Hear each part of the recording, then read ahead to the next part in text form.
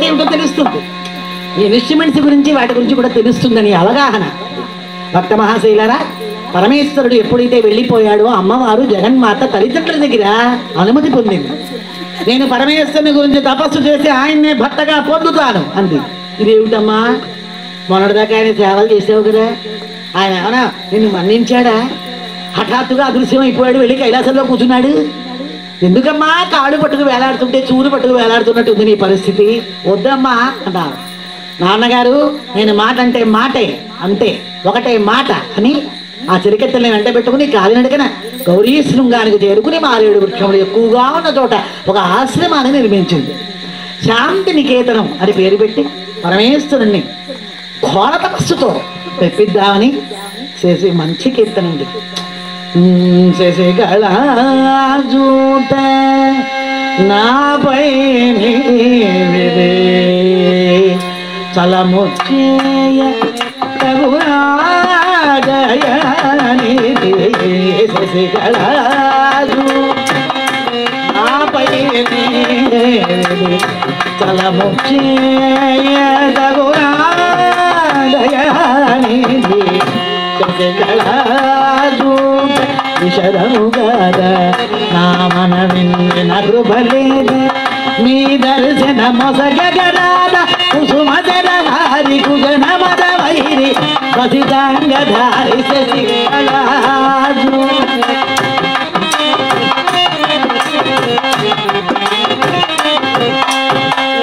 తనువదేలన జీవములేల నిరుగేల్బట్టి సుఖిమోమని కనికనోము విననాడి ఆశ్రితవన బిరుదు వమ్ము చేసి కొననేల మనసితుడేసు ఎన్నెలను మండగదోచు మనసితుడేసు ఎన్నెలను మండగదోచు జగమోర్వకనను బగదోచు భుజకల్ప భూజ శశికళాజు నామయనే తలముచ్చేయ తగునా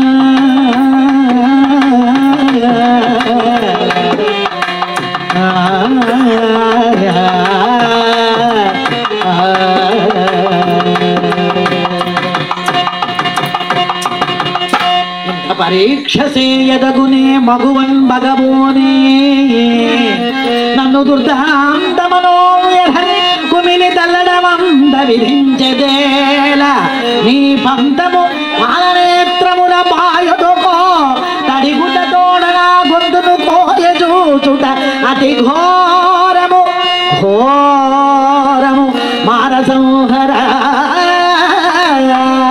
మారసంహర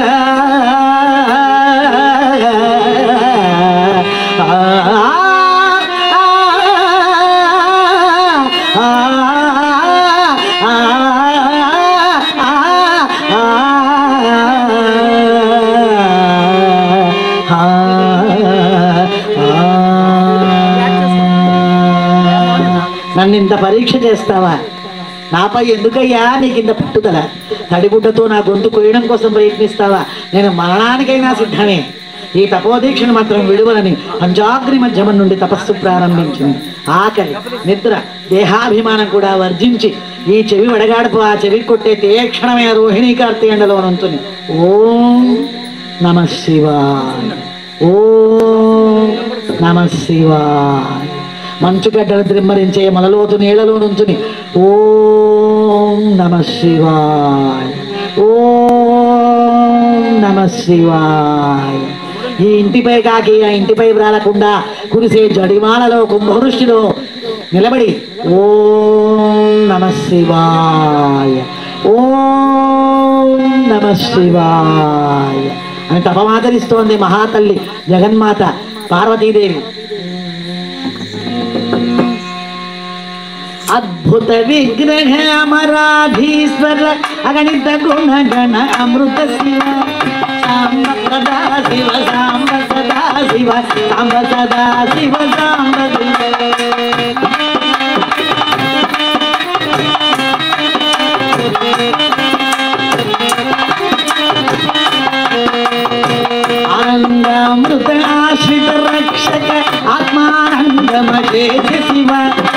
సాంబ సదా శివ సాంబ సదా శివ సాంబ సదా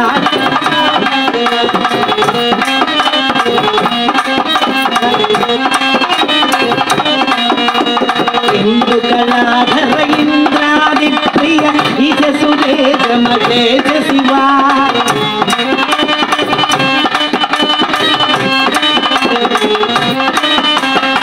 ఈశ సురేశ మహేశ జనప్రియ కేశవ సేవిత కీర్తి శివా సాంబ సదా శివ సాంబ సదా శివ సాంబ సాంబ శివ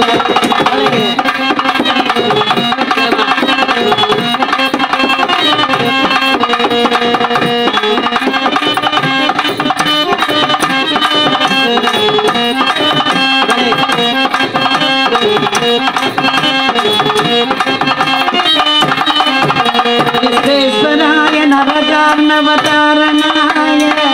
కర్ణామృతాయ శశిశేఖరధారణాయ కర్పూరకాంతి ధవళాయ జటాధరాయ దారిద్ర్య దుఃఖదహనాయ నమః శివాయ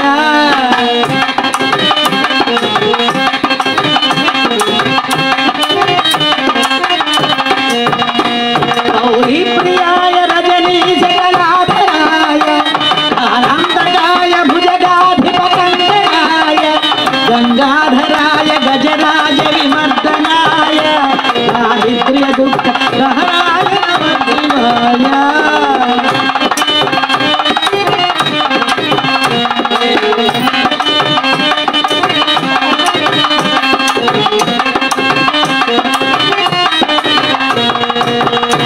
మహాతల్లి జగన్మాత ఆదిపరాశక్తి ఆ తపస్సు చేస్తుంటే దేవతలు 50 మంది గడగడగడ వణికిపోయారు.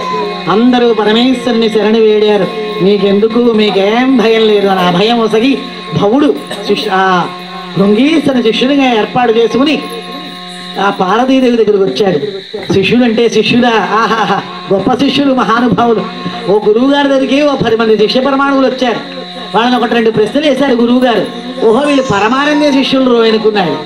అనుకుని ఆయన కనపడ్డప్పుడల్లా దండం పెట్టండి, మీకు విద్య తొందరగా వచ్చేస్తుంది అన్నాడు గురువుగారు. అబ్బో దండం పెడితే విద్య వచ్చేస్తుందా, ఇంకే హాయిగా అని చాలా ఆనందపడిపోయారు శిష్య పరమాణువులు అందరూ. 2 నెలల పాటు గురువుగారు ఎక్కడ కనిపిస్తే అక్కడ దండం పెడుతున్నారు. ఓ రోజు ప్రమాదవశాత్తు గురువు గారు నూతిలో పడిపోయారు. పడిపోయారంటే నూతిలో శిష్య పరమాణువులు నూతి చుట్టూరా చేరారు. అయ్యో అయ్యో అయ్యో గురువు గారు నూతిలో పడిపోయారా, ఏం చేద్దారా ఇప్పుడు అనుకున్నారు. ఓ శిష్యుడు అన్నాడు, వాడికి ఆవగింజంత తెలివితేటలున్నాయి, గురువు గారిని ఓ లావుపాటి మోకు పారేసి లాగుదారా బయటికి అన్నాడు. ఓ అలాగే బ్రహ్మాండం, అబ్బో బ్రహ్మాండం అనుకున్నారు. సరే ఓ లావుపాటి తాడోటి నూతిలోకి పారేశారు. గురువు గారు పట్టుకోండి మేము లాగేస్తా అన్నారు. అయ్య బాబోయే మా శిష్యుడు ఎంత తెలివైన వాళ్ళు, మూర్ఛపోయాడు గురువు గారు. సరే పట్టుకున్నారు.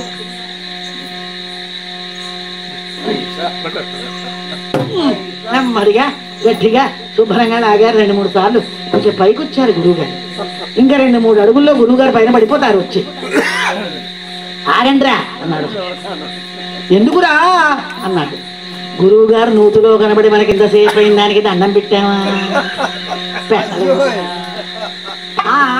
తర్వాత లాగచ్చులేరా, కంగారే ఉంది నీ బొందా, ఆగండి దండం పెట్టండి ముందర, తర్వాత లాగుదాం అన్నారు. లాగి తాడు గురువు గారు మళ్ళీ నూతిలో వెళ్ళిపోయారు. అది శిష్య పరమాణువులు అంటే అది అలా ఉంటారు. భక్త మహాశైలారా అందరూ అలా ఉంటారు. ఓ గురువు గారు అన్నారు, ఒరే నాయన పొట్ట పెరిగిపోయింది, పెద్దవాడిని అయిపోయాను, కొంచెం నా పంచె తడిపి పెట్టరా అన్నారు శిష్యుడిని. శిష్యుడు అన్నాడు, ఎంత మాట అన్నారు గురువు గారు, అయ్యో అయ్యో అయ్యో ఏమైందిరా అన్నాడు. ఏమంటారేమిటండి, నేను ఒంగుని మీ పంచ నా కాళ్ళని పెట్టుకుని అలా ఉప్పనిస్తూ ఉంటే మీ పంచ నా కాళ్ళకి తగిలి నాకెంత మహాపాపం అండి, 2 కళ్ళు పోవా, అయితే ఇప్పుడు ఏమంటావురా అన్నారు గురువు గారు. ఏమంటావేమిటండి, ఇంకా ఏదో మధ్య మార్గంగా నా పంచ మీరు తడిపితే అదో రకంగా ఉంటుంది, కానీ మీ పంచ నేను తడపడం ఏమిటండి బాబు, 2 కళ్ళు పోతాయన్నాడు. ఊరిని అసాధ్యం కూడా, నన్ను నీ పంచ తడపంటారా, అగో అలా ఉంటారు శిష్యుడు. కనుక ఈయన మాత్రం భృంగీశ్వరుని శిష్యునిగా ఏర్పాటు చేసుకుని శివోహం శివోహం అంటూ పార్వతీదేవి దగ్గరికి వెళ్ళి, ఆ శ్రీకంఠుడు నీకు ఇట్లా చిక్కు తెచ్చి పెట్టాడా, నీ వంటి వెరిదాన్ని నేను 3 లోకాల్లోనూ చూడలేదన్నాడు. అసలు పరమేశ్వరుడు అంటే ఎవరో తెలుసా అన్నాడు. తెలియదండి. ఏమంటాడో చూద్దామని, దుడ్డు కలిగిన గొప్ప దొరయనుకుంటువా, కాపీలాగా, దుడ్డు కలిగిన గొప్ప దొరయనుకుంటువా, ఇది పెమ్మెత్తిన గాని తిండి లేదు.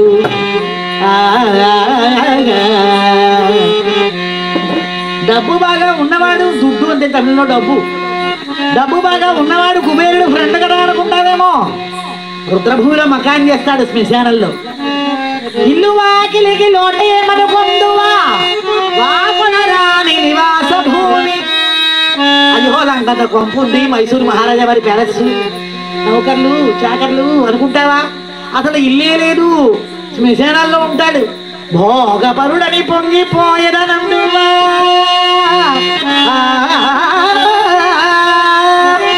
మంచి భోగపరుడు, సెంటు గింటు పూసి తిరుగుతుంటాడు, పట్టుబట్ట తప్ప మామూలు బట్ట కట్టాడు అనుకుంటావేమో. అసలు బట్టే కట్టాడు, వెర్రిబాబులు, ఆడు దిగంబరుడు. పోరులేనంటి కాపురమనుకుందువా, జాలని మగనాలు సమతీయగును. పోరు పక్కు లేదు, అత్తగారు మామగారు లేరు, వేస్ట్ బాస్కెట్స్ అత్తగారు మామగారు. పెళ్లి చూపుల్లో పిల్ల అంటోంది, వేస్ట్ బాస్కెట్స్ ఎవరన్నా మీ ఇంట్లో ఉన్నారా అంటే అత్తగారు మామగారు. చూడండి ఎలా ఉందో చూడండి పరిస్థితి. వాడు వేస్ట్ బాస్కెట్స్, వాడు లేకపోతే పిల్లాడు లేడు, వాడు ఒక్కడే ఉండాలట, ఆకాశం నుంచి ఊడిపడాలి, వాడు ఎన్ఆర్ఐ ఉండాలి, అమెరికాలో వాడు జాబ్ చేయాలి, ఆడపడుతులు ఉండకూడదు, బామదులు ఉండకూడదు, ఎవరు ఉండకూడదు. అది పరిస్థితి. అలా పోరు పక్కు లేదు. నేను మా ఆయన ఒక కారు కొనుక్కుని సినిమాలకి షికాలకి తిరుగుతూ ఉన్నాం అనుకుంటున్నావేమో. నెత్తి మీద గంగం ఉంది, సవత అవుతుంది, పుర్రెలు ఎముకలు వెలిబూది బుస్సు బుస్సుమనే పామును దాల్చి ముసలెద్దు పోయి కూర్చుని శ్మశానాల్లో తిరిగే గరళకంఠునితో నీకు పెళ్ళేవుడు, నన్ను చేసుకో, నేను బ్రహ్మచారిని, మా ఇంట పని పడ తక్కువ. ఒళ్ళు మండిపోయింది అమ్మవారికి. తిరగతిని పిలిచి బ్రహ్మచారి గారికి పెళ్లి కావాలట, బాగా చేసి పంపించండి అంటే పట్టుకున్నారు. నానా బాధ పెట్టారు, ఆ బాధలు పడలేకపోయాయి. అమ్మ బాబోయ్, ఈ బాధలు భరించడం కన్నా నిజస్వరూపంతో ప్రత్యక్షంలో రైతు నాన్న ఆయన అనుకుని ఆ బాధలు పడలేక, వద్దులే తల్లి మీకు దండం అని నిజస్వరూపంతో ప్రత్యక్షమయ్యాడు మహాదేవి. ఆ మహాదేవుడు మహాదేవి ఎదురుగా, ఆహా, ఓం హర శంకర హర హర, ఓం హర శంకర హర హర, ఓం హర శంకర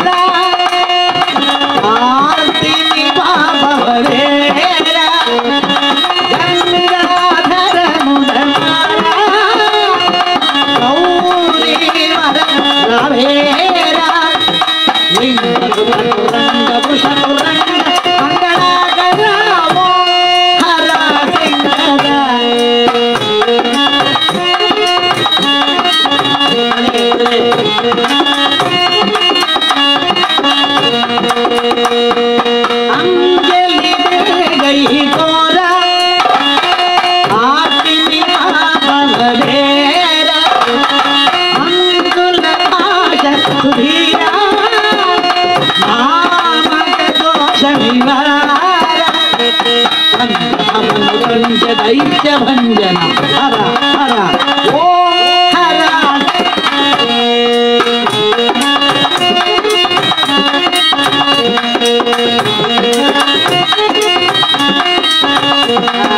సుందరి భూష మహేశ కుంజర ధనుజ వినాశ చండిత హృదయ నివాస ఖండిత కాలుని పాశ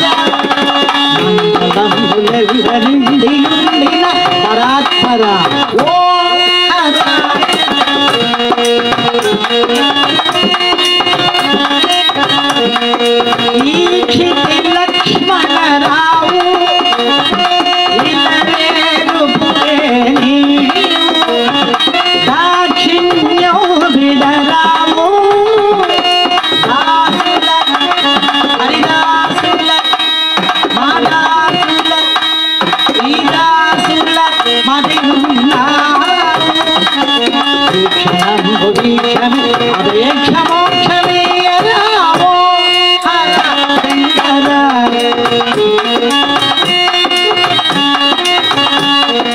వందనం దిగంబర వందిత పురందర నిందుధర ధురంధర హిమాచలాగ్రమందిర హర శంకర ఓం హర శంకర ఓం హర శంకర ఓం హర శంకర ఓం హర శంకర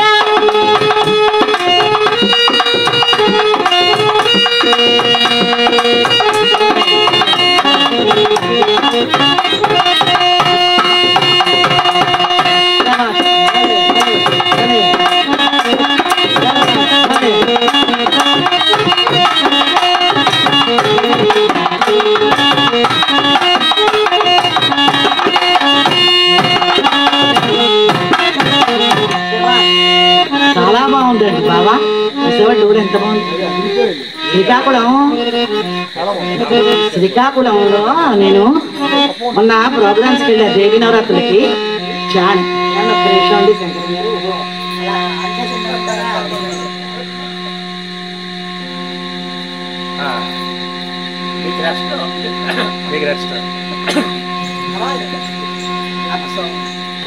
చాణక్యని ఎన్నేళ్ళు ఉంటాయి బాబా పిల్లలు 20 ఉంటాయా 18 అంటే ఉంటాయా మనం ఆ పిల్లాడు ఏంటండి ఆ మృదంగం మీరు వింటే లేచి ఎవరైనా సరే నృత్యం చేయాల్సిందే ఆశ్చర్యపోయాను నేను ఆ తండ్రి హార్మోనిస్టు మొన్న కలకి వాళ్ళిద్దరే ఆ హార్మోని ఆ మృదంగం అయ్యా బాబోయ్ ముఖే సరస్వతి అని పెద్దవాళ్ళు ఉత్తినేయలేదు ఎవరి దగ్గర ఏ కళ ఉంటుందో అది చూడండి ఆ డోలు మీద చాలా ఆనందంగా ఉందండి రాంబాబు గారు నిజంగా శంకరం గారు చాలా చక్కగా సహకరిస్తున్నారు మీరు కూడా అందుకని ఉత్తినే వెళ్ళలేదు త్యాగరాజ స్వామి వారు ఎందరో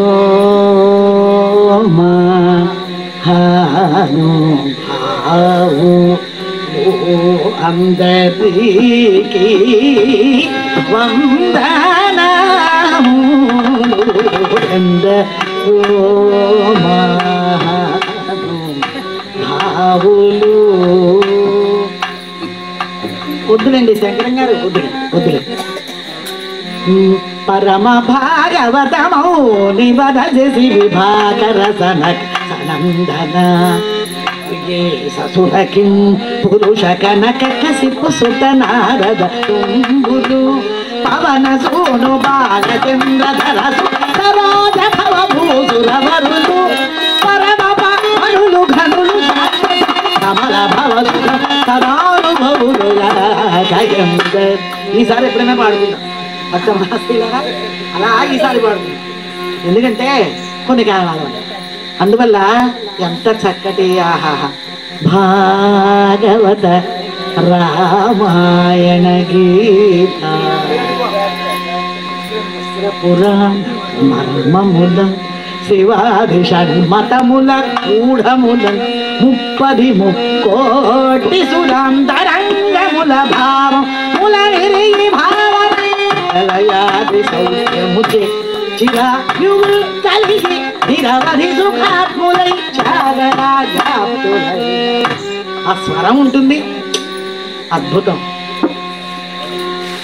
రిమ పని మ పని రే మ పని భమ రే గరి ధని భమ పని రిస పమా హరి రే గరి సరి మ పని మ పని గరి సరి మ పమ ప ని పని మా పని మ పని మ పని సరి రే గరి సరి భమ పని నిస రి గరి రి గరి సరి సరి సని గరి భరి భమ ని భ పసాని భమ రి గరి ధని కీర్తన త్యాగరాజ చరిత్ర అద్భుత అంతే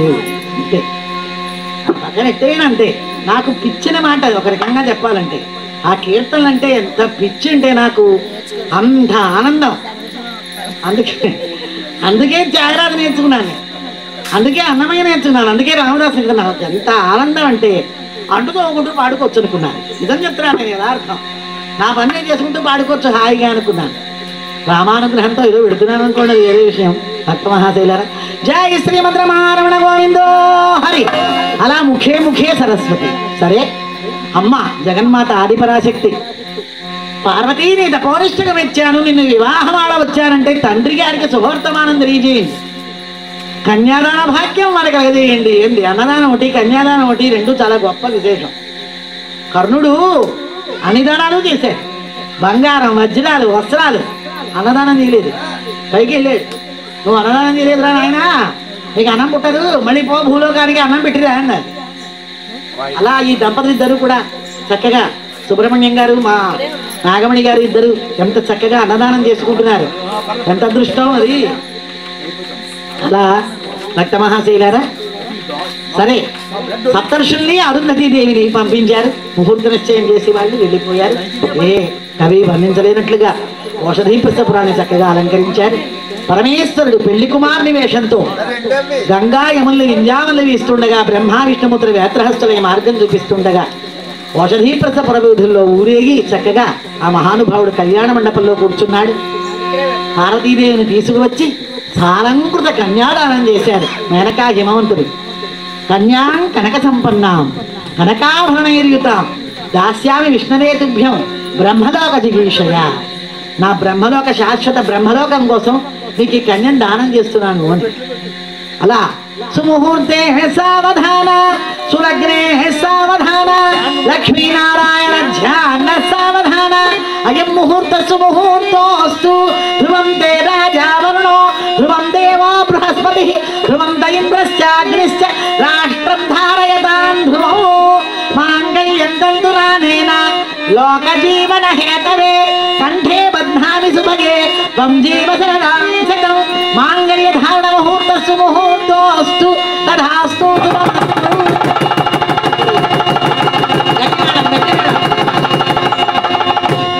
వెరీ గుడ్, గట్టి మేడం అనుకుంటానే ఆయన వాయించేశారు అంతే.